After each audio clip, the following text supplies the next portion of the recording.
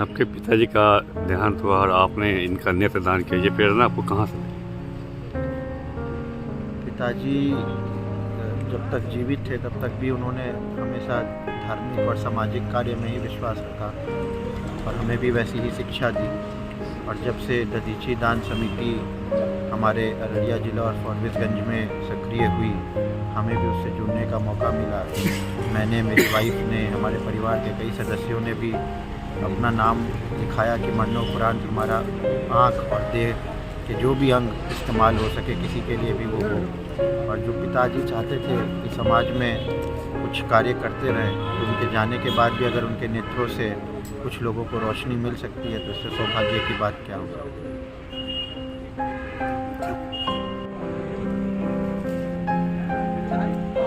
क्या कहना चाहेंगे आप तो संस्था के अध्यक्ष भी हैं। शुक्रवार शनिवार की रात फारबिसगंज के लिए ऐतिहासिक रात के रूप में जानी जाएगी। इस रात फारबिसगंज की 2 पुण्य आत्माओं ने अपने मरणोपरांत नेत्रदान कर नीचे 2 आदमी ऊपर 6 आदमी के नेत्रहीनों को दृष्टि प्रदान करने का पुनीत कार्य किया है। पहला काम रात्रि 8:30 बजे हमारे बालाजी भजन मंडली के संरक्षक श्री संतोष जी गोयल के निधन की सामाजिक सूचना मुझे प्राप्त हुई। मैं उनके घर पे गया।